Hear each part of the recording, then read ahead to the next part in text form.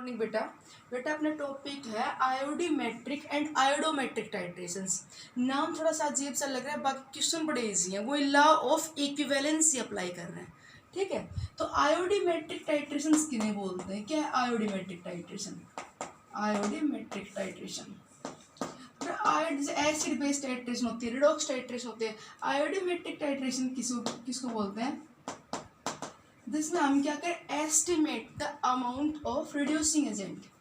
When we estimate amount of reducing agent with the help of standard solution of iodine. आपने को iodine standard solution दिया हो या उसके इक्विवेलेंट कुछ और अमाउंट दी हुई हो, उसको यूज करके हम रिड्यूसिंग एजेंट के अमाउंट को एस्टिमेट कर ले। रिड्यूसिंग एजेंट ना उसके अमाउंट को बता दें। Estimate the amount of reducing agent पूरा लिख देते हैं, ठीक है। एग्जाम्पल देखो आप, जैसे फॉर एग्जाम्पल ये दिया हुआ है सॉल्यूशन ऑफ थायोसल्फेट।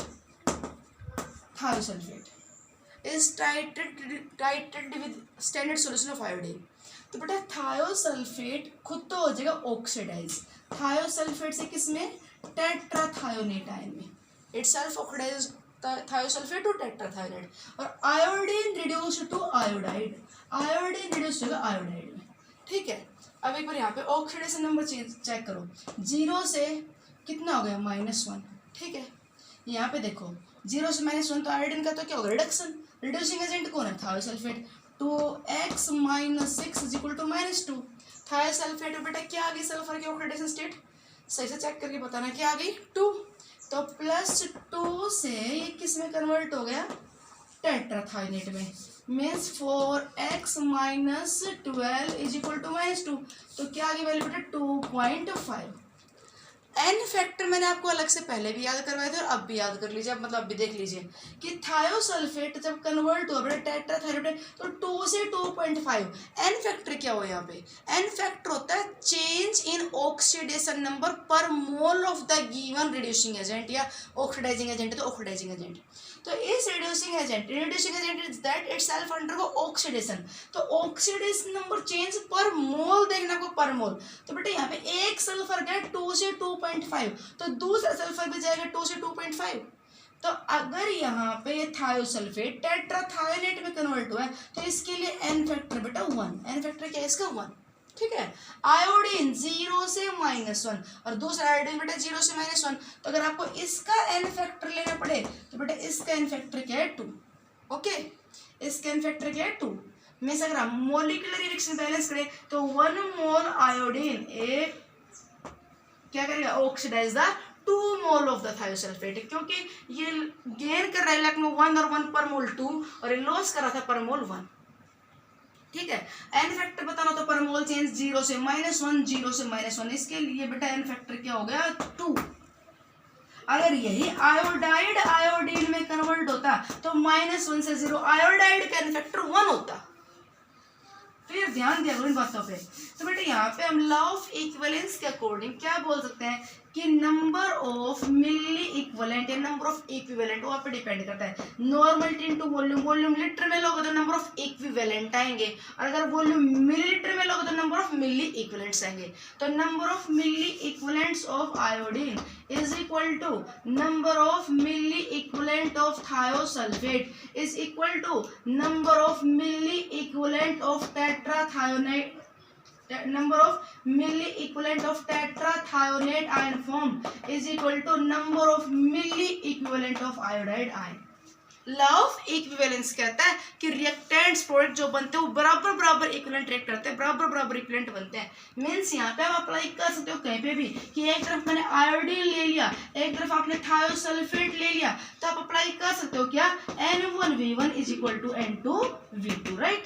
अगर आपको नॉर्मलिटी दी हुई है तो बहुत बढ़िया काम, और अगर आपको मोलरिटी दी जाए तो मोलरिटी जब लिखोगे तो एन फैक्टर इनटू मोलरिटी। तो बेटा आयोडीन का एन फैक्टर लेना पड़े तो 2 और थायोसल्फेट का एन फैक्टर लेना पड़े तो 1। ध्यान रखना, ओके। तो ये तो था आयोडोमेट्रिक। न्यूमेरिकल भी करते हैं इसका।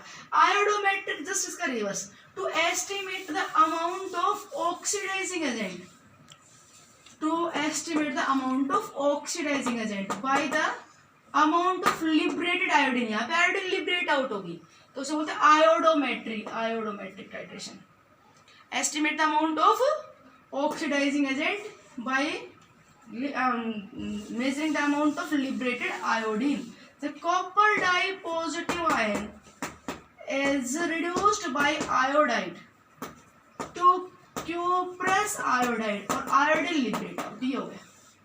यहाँ पे देखो -1 से और यहाँ पे आ जाओ 0, तो ये तो हो गया यहाँ पे ऑक्सीडेशन, तो ये तो बेटा यहाँ पे रिड्यूसिंग एजेंट और ये क्या हो गया यहाँ पे ऑक्सीडाइजिंग एजेंट। कॉपर +2 से आयोडीन पे चार्ज -1, तो कॉपर +2 से यहाँ पे किस में आ गया कॉपर +1 में। तो आप यहाँ पे अप्लाई कर सकते हो कि मिली equivalent of copper di positive is equal to milli equivalent of iodide is equal to milli equivalent of iodine. और ध्यान रखना अगर यहाँ पे कॉपर +2, ध्यान रखना बेटा कॉपर +2 कन्वर्ट हो कॉपर +1 में, देख लो Cu2I2 2x - 2 is equal to 0, तो कॉपर की ऑक्सीडेशन स्टेट +1 आ गई है, तो यहाँ पे कॉपर +2 कन्वर्ट हुआ है कॉपर +1 में, तो इसका n फैक्टर लेना पड़े तो 1, -1 से 0 इसका n फैक्टर लेना पड़े तो 1, आयोडाइड का भी n फैक्टर 1 और कॉपर +2 का लेना पड़े तो भी n फैक्टर 1। ठीक है, ध्यान रखना इसका। अब न्यूमेरिकल्स करें इसके। आपको याद हो तो मैंने एक ना आपको असाइनमेंट दिया था रिडॉक्स टाइट्रेशन, याद है? असाइनमेंट दिया था बेटा मैं एक रिडॉक्स टाइट्रेशन का बहुत पहले, DPP number 5 acid base neutralization से पहले दिया था, DPP 4 से पहले दिया था 5 वाला। और रिडॉक्स टाइट्रेशन मैंने क्वेश्चन के सर्कल लगा दिया था, क्वेश्चन नंबर 3 था, मेरे याद है कहीं मेरे इसलिए याद है, मुझे तो याद रखना पड़ेगा, बच्चों करवाना है। अगर आपने काम ही किया तो आपको भी याद रहना चाहिए कि 3rd क्वेश्चन में छुड़वा देता सर्कल मार के कि ये हम आगे करेंगे। तो बेटा आज वो दिन आ गया है, आज न्यूमेरिकल करते हैं। ठीक है, अभी मैंने क्वेश्चन लिखते हैं। तो क्वेश्चन नंबर 3 था वो ये दिया हुआ था, ये था 0.2495 gram of hydrated copper sulphate. क्या दे रखा अपने को हाइड्रेटेड कॉपर सल्फेट, कितना दिया हुआ है कॉपर सल्फेट अपने को, इसका मास दिया हुआ है 0.2495 ग्राम। ओके, और बेटा इसका मोलर मास और निकाल लो क्योंकि अपने को नंबर ऑफ मोल्स निकालने पड़ेंगे, तो इसका मोलर मास भी निकाल लीजिए। मोलर मास कितना है बेटा, कॉपर का एटॉमिक मास ग्राम एटम 63.5, आप याद रखा करो कॉपर का 63.5, सल्फर का आपको पता है 32 और ऑक्सीजन 64 हो गए और वाटर 18 5 90 हो गए। ठीक है, तो ये आ गया 0.5 4 2 6 9 और 9 15 3 18 और 18 और 6 24, कितना आ गया 249.5। ठीक है, मोलर मास आ गया बेटा, कंपाउंड कैलकुलेशन आसान हो गई अपनी, इसमें तो दिया हुआ मास था वो 0.2495 था और मोलर मास है 249.5। ओके, आया मोलर मास। तो अब नंबर ऑफ मोल्स भी निकाल दो, फिर क्वेश्चन आगे पढ़ते हैं। नंबर ऑफ मोल और निकाल दो, number of moles of copper di positive, इस नंबर ऑफ मोल्स क्योंकि जितना मोल बेटा साल्ट होगा उतनी मोल कॉपर डाई पॉजिटिव होंगे। ओके, हर एक मोल साल्ट में कॉपर एक है तो हमें कॉपर डाई पॉजिटिव चाहिए होंगे, तो कितना मोल पहले आप मतलब साल्ट कितना मोल है, जितना मोल है साल्ट उतनी मोल कॉपर डाई पॉजिटिव, तो आप मोल्स ऑफ कॉपर सल्फेट निकाल दो। ठीक, खुश। तो बताओ कितना मास था 0.2495, तो 2495/10,000 और ये कितना बेटा 249.5, तो 249.5 और ये 10, अरे कैंसिल हो गया, ये कैंसिल हो गया, 10 की पावर -3 मोल आ गया, पता आपको भी दिख रहा है पॉइंट कितने हैं 4 है, ये 0.1 है, तो बेटा नंबर ऑफ मोल्स निकाल दे, कितना मोल आ गया अपने पास एक कॉपर सल्फेट 10 की पावर -3 मोल आ गए। ओके, 10 की पावर -3 मोल आ गया। देखो क्वेश्चन दोबारा पढ़ो, इतना ग्राम कॉपर सल्फेट है, dissolve in enough water and volume made to be, इसे वाटर में डिजोल्व कर दिया और volume made up to 100 ml, volume कितनी कर दिया ना 100 ml, इसको डिजोल्व करके हमने कितना बनाया इसे 100 ml। 100 ml is treated with, इस 100 ml सोल्यूशन को ट्रीट किया गया पोटेशियम आयोडाइड के साथ। बेटा इसमें कॉपर डाई पॉजिटिव आयन है और उसमें क्या डाला पोटेशियम आयोडाइड, तो ध्यान से देखो रिएक्शन होगी, ये रिएक्ट करेगा, क्या बनेगा आप याद रखना है रिएक्शन क्या बनेगा बेटा, ये अभी बता थे Cu2I2 और क्या लिबरेट आउट करेगा आयोडीन। क्लियर, तो जितना milli equivalent copper di positive है, number of milli equivalent of copper di positive is equal to number of milli equivalent of iodide. ठीक है, और is equal to milli equivalent of iodine. तो इसने क्या किया, जितना आयोडीन लिबरेट आउट हुआ उस आयोडीन को क्या करवाया इसने, this iodine is measured to require 25 ml of hypo solution. Hypo solution बोलते हैं सोडियम थायोसल्फेट को। ये देखा ये क्या कर रहा है, 25 ml हाइपो सॉल्यूशन ले रहा है अपने आप को कंप्लीटली क्या करने के लिए, ऑक्सीडाइज कर रिड्यूस करने के लिए। ये कॉपर डाइपॉजिटेट में आयोडाइड डाला, दोबारा सुन लो, ये साल्ट था, इसको 100 ml में डिसॉल्व करके सॉल्यूशन बनाया, सॉल्यूशन में क्या आ गई, कॉपर डाइपॉजिटेट आ गई, कॉपर डाइपॉजिटेट में आयोडाइड का सॉल्यूशन डाला, क्या लिबरेट आउट हुई, आयोडीन। और जो आयोडीन लिबरेट आउट हुई उस आयोडीन ने अपने आप को पूरी तरह रिड्यूस करने के लिए 25 ml ये हाइपो सॉल्यूशन लिया। और ये हाइपो सॉल्यूशन की मोलरिटी पूछ रहा है, ये क्या पूछ रहा है बेटा, हाइपो सॉल्यूशन की मोलरिटी। अब सुनो बात, अब यहां से जितना मिली इक्विवेलेंट कॉपर डाइपॉजिट उतना मिली इक्विवेलेंट आयोडाइड है, जितना मिली इक्विवेलेंट आयोडाइड है पीछे बताया था उतना ही बोलो मिली इक्विवेलेंट ऑफ आयोडीन है, बोलो ठीक। और जितना मिली इक्विवेलेंट आयोडीन है ये आयोडीन रिएक्ट करेगा किसके साथ, Na2H2O3 के साथ। तो जितना मिली इक्विवेलेंट आयोडीन होगा उतना ही मिली इक्विवेलेंट बोलो थायोसल्फेट होगा कि नहीं, नहीं आई बात समझ में। According to law of equivalence 1 milli equivalent react with 1 milli equivalent, ऐसे तो बोल दो 1 इक्विवेलेंट रिएक्ट विद 1 इक्विवेलेंट। तो जितना इक्विवेलेंट कॉपर डाइपॉजिट उतना इक्विवेलेंट आयोडाइड है, उतना इक्विवेलेंट आयोडीन बन रहा है, और उतना इक्विवेलेंट आयोडीन उतने इक्विवेलेंट के थायोसल्फेट से रिएक्ट करेगा।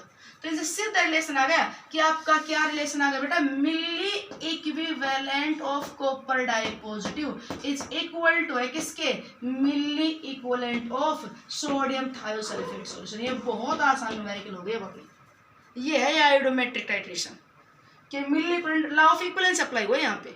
तो मिली इक्विवेलेंट ऑफ कॉपर डाइपॉजिटिव है ना, मैं एक बार सारा साफ कर रहा हूँ। मोल याद रखना, कितने मोल आए कॉपर अपना, 10⁻³ मोल, ये मोल्स याद रखना, मुझे याद रखना है कितने आए, 10⁻³ मोल। और अब एक तरफ लिख देती हूँ मैं कॉपर डाइपॉजिटिव और एक तरफ लिखती हूँ सोडियम थायोसल्फेट। मिली इक्विवेलेंट बराबर है तो N1V1 is equal to N2V2। अरे थायोसल्फेट की मोलरिटी निकल रहा है और थायोसल्फेट का N फैक्टर 1 होता है, तो बताओ मैं इसके लिख दूँ N फैक्टर इंटू मोलरिटी, बोलो इंटू में वॉल्यूम, राइट।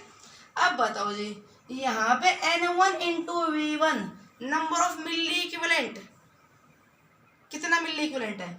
अगर सुनो बात, अगर आप यहाँ पे बेटा नंबर ऑफ इक्विवेलेंट लोगे तो वॉल्यूम आप लीटर में लेना, ये बार बार ध्यान रखना। अगर ये यहाँ पे नंबर ऑफ इक्विवेलेंट ले रहे हो तो नंबर ऑफ किसके बराबर लेना, वॉल्यूम किसके बराबर लेना, लीटर में। अब आपके पास इक्विवेलेंट नहीं है, नंबर ऑफ मोल तो है अपने पास, कॉपर डाइपॉजिटिव कितना मोल है बेटा, 10⁻³ और क्योंकि इस रिएक्शन में ध्यान सुनो कॉपर +2 कॉपर +1 में कन्वर्ट होता है तो N फैक्टर 1 है, कॉपर +2 कॉपर +1 का तो N फैक्टर 1 है, तो इसके तो जितने मोल्स है उतने इक्विवेलेंट है। चलिए आप लिख दो इसको 1 into molarity into volume, molarity into volume क्या है, नंबर ऑफ मोल्स, और नंबर ऑफ मोल बोलो कितने हैं, 10⁻³ नंबर ऑफ मोल हो गए, ठीक है।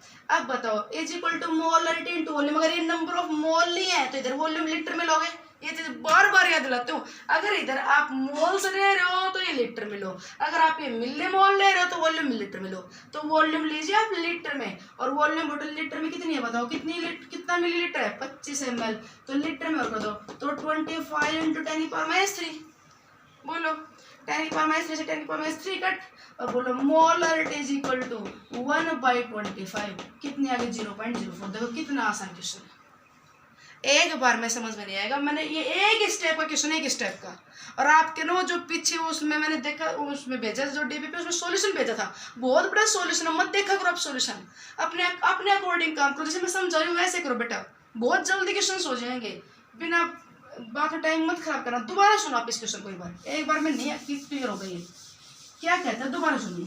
पहले तो आप मेरी बात सुनो, आयोडोमेट्री और आयोडोमेट्रिक टाइट्रेशन में क्या बताया कि आयोडोमेट्री में क्या बताया कि थायोसल्फेट आयोडीन के साथ रिएक्ट किया, क्या बना, टेट्राथायोनेट प्लस में आयोडाइड। जितना मिली इक्विवेलेंट ये है उतना ही मिली इक्विवेलेंट ये है, उतना मिली इक्विवेलेंट ये है, उतना मिली इक्विवेलेंट ये, लॉ ऑफ इक्विवेलेंस यहाँ पे अप्लाई कर सकते हो आप। n1v1 इक्वल टू इसके साथ n2v2, इसके n1v1 के साथ इसके लगा सकते हो n2v2, इसके nv1 के साथ इसको लिख सकते हो इक्वल टू n2v2। सुन लो बात।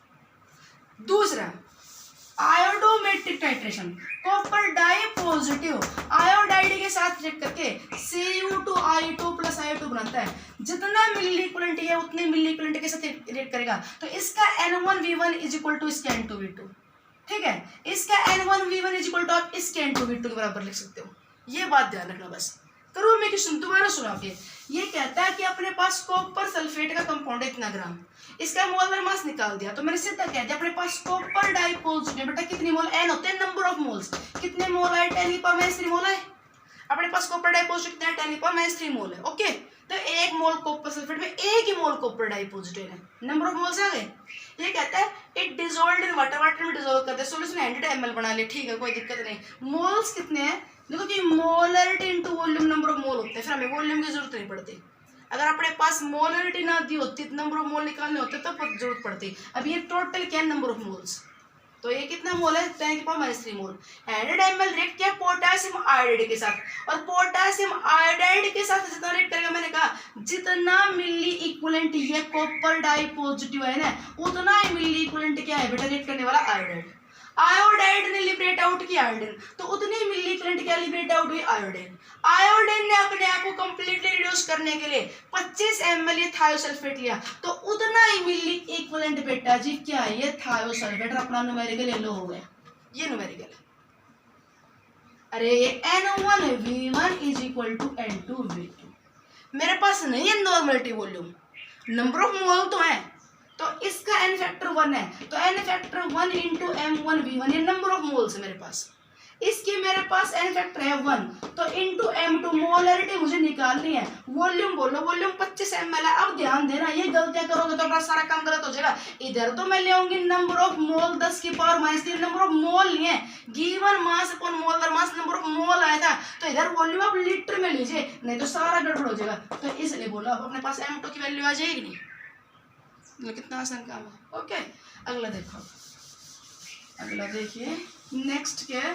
50 gram of the sample of brush is dissolved in 1 litre of dilute sulphuric acid.